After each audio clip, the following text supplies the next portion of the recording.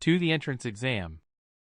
Cades had some trouble while flying because he had too many things with him. He had just lost himself in making more and more magical items. He had the aforementioned flute, an abnormally effective telescope, a pen that never runs out of ink, and some other stuff.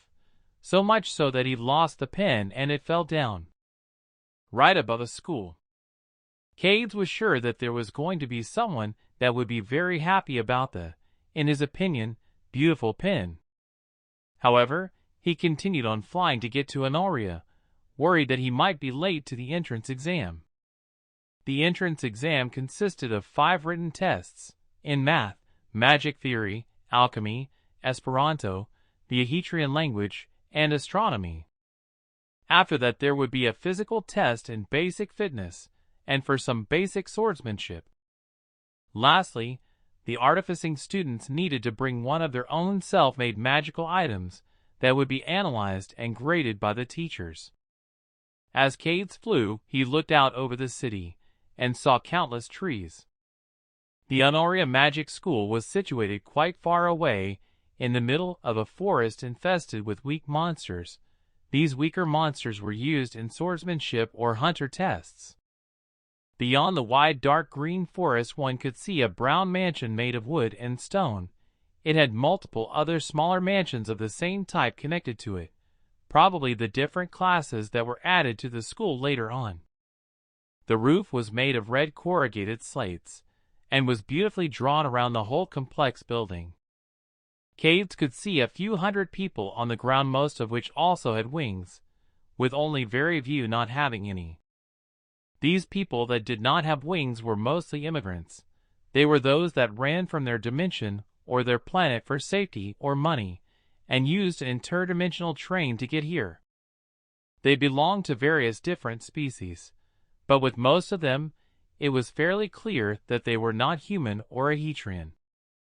Cades slowly and carefully lowered himself, trying not to let any other artifacts fall down.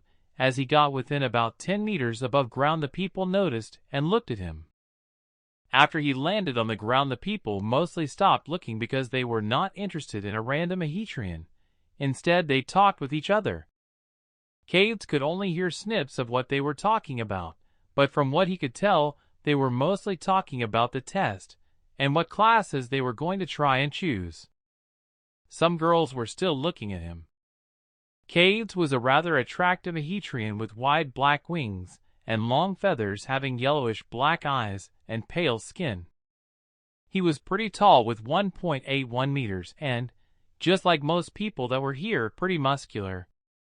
He had dark brown hair just like his mother, and wore normal pants of a dark brown color with a dark green shirt, both looking rather rough compared to the colors of the other people here, as they were rather wealthy for the most part and had gotten education since an early age to be able to be here.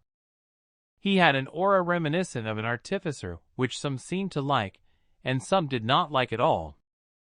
Undisturbed by the little attention he got, he went to the artificer classes and signed himself up.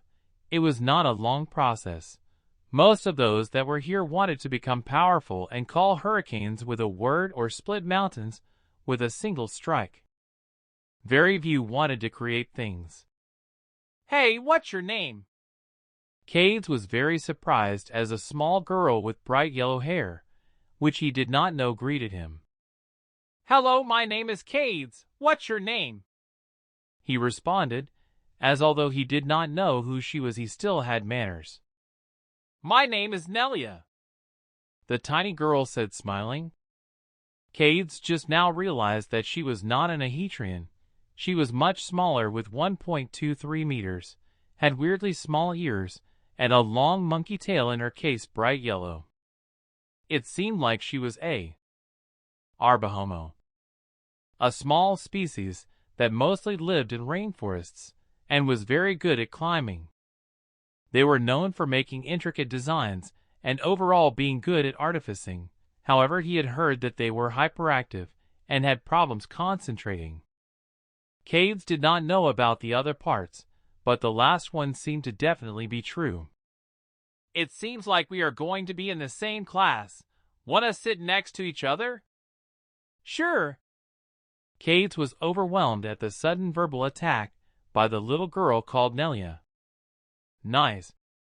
Nelia nodded towards his handbag with the silver telescope being clearly visible. What you got there? These are just some artifacts I've already been working on. The telescope is just a bit better than a normal one. Nelia, stop talking to random people. A young man about 15 years old, seemingly a Hetrian with white wings, came towards the two of them and continued talking. What are you doing now? I was just talking to this guy. He is an aspiring artificer, just like me. Still, don't just run away. It's my task to look after you as long as you are here. Okay, you mangle, Nelia said, clearly acting as if she was bored out of her mind. The young man, Mangle, turned to Cades and began talking. Sorry for her. She is a bit hyperactive and likes to run around everywhere. In opposition to Nelia, the boy seemed to be very calm and reserved, looking at Cades with calculating eyes. It's okay, Mangle. She was very nice. Are you also part of the artificing class? Mangle laughingly replied. No, I am part of the battle mage class, specializing in transfiguration, full name, Mangle Hater. Cades Kurgan, artificing class, as you already know. The two shook their hands while Nelia was already talking to other people who seemed to be quite weirded out by her hyperactivity.